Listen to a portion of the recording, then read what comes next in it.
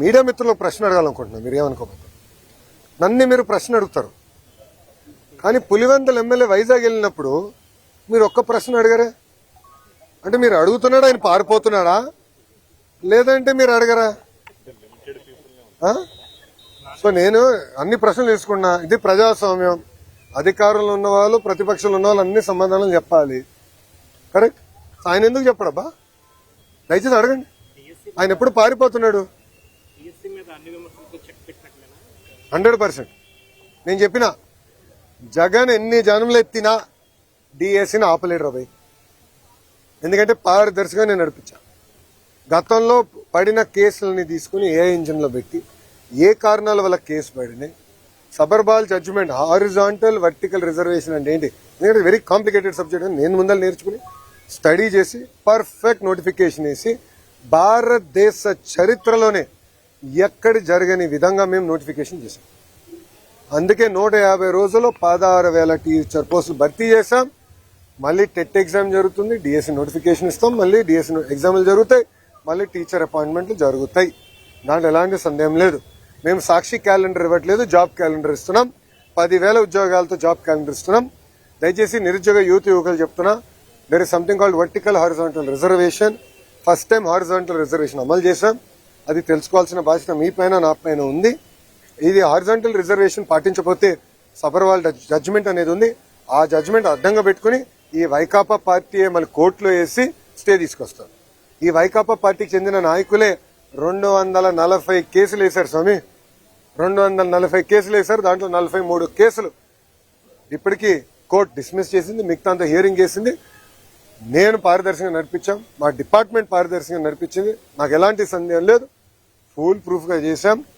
And వాస్తవంగా మీరు చూస్తే 5 సంవత్సరాలు జగన్ అధికారంలో ఉన్నప్పుడు ఒక డిఎస్సీ చేయాల, గ్రూప్ 1 నోటిఫికేషన్ ఇవ్వాల, గ్రూప్ 2 నోటిఫికేషన్ ఇవ్వాల, జాబులు భర్తీ చేయలేదు. ఒక ప్రభుత్వ ఉద్యోగం కూడా భర్తీ చేయలేదు. ఆయన పెద్ద పెద్ద మాటలు చెప్తారు. అసలు ఆయనకేం అర్థం అవుతుంది స్వామి? ఒక డిఎస్సీ చేస్తే వర్టికల్ హారిజాంటల్ రిజర్వేషన్ ఏంటో ఆయనకు అర్థం అవుతుంది. ఒక డిఎస్సీ చేయకుండా, ఒక్క టీచర్ పోస్ట్ ఇవ్వకుండా మా పైన మాడే హక్కు మీకు ఎట్టొచ్చింది స్వామి? మీరు ముందర సబ్జెక్ట్ తెలుసుకోండి. ఆయన ఏమన్నాడు? అసలు ఎక్కడ మేము రిజల్ట్స్ బయట పెట్టలేదు, ఏం లేదు. మళ్ళీ ఆన్లైన్ ఆయనే ఓపెన్ చేసి చూపించాడు ప్రెస్ మీట్లో. మీరు చూసారా లేదు? ర్యాంకులన్నీ మళ్ళీ ఆయనే చదివి చెప్తున్నాడు.